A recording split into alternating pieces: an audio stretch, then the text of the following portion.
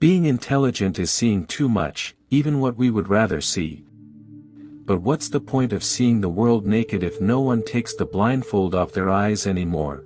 There is a silent anguish among those who think too much, a constant discomfort, a feeling of not belonging that cannot be explained in words. These are people who walk into a room and feel like they're on another planet. It's not arrogance, it's hypersensitivity. It's about noticing the contradictions, the masks, the empty conversations, and asking yourself, am I the strange one or the world that has gone mad? Intelligent, sensitive, and introspective people carry an invisible wound, that of living in a world that does not seem to speak the same language. They think too much, feel too much, ask too many questions, and in a time that values the instantaneous, the superficial, and the predictable, this excess becomes a burden. From an early age they are seen as strange, intense, complicated, as the world follows its automated script. These people stumble over unanswered questions. They don't fit, others say, but perhaps what's missing isn't adaptation, but rather depth in the places where they try to fit in. We live in a society that normalizes noise but silences reflection, that celebrates functional cleverness but fears existential wisdom. Intelligence, when accompanied by consciousness, becomes an uncomfortable mirror for those who prefer not to see, so these people withdraw.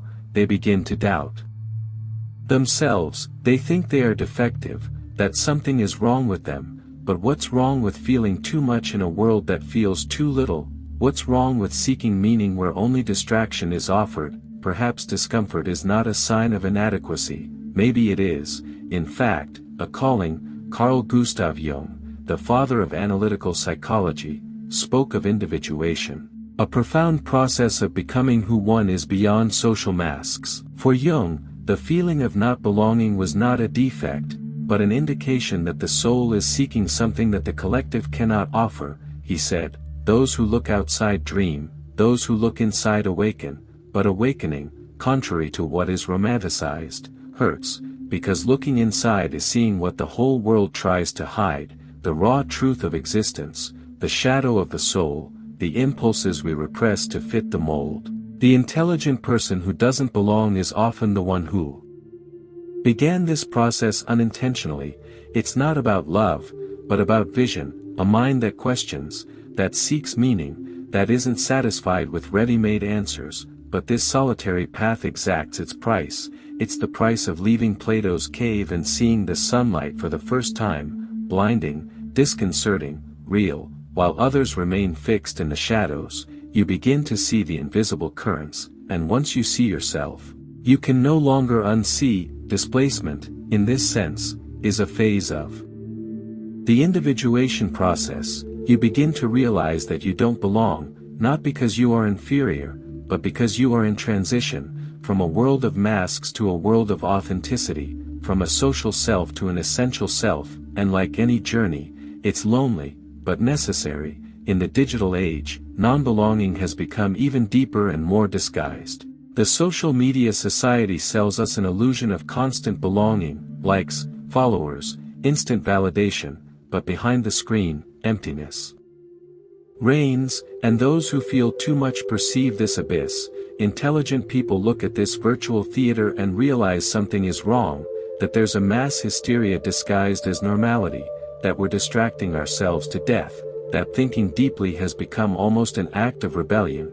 In offices, they observe the absurdity of corporate rituals, the idolatry of productivity, the farce of success in relationships. They perceive the emotional games, the superficiality of connections, the desperate search for validation.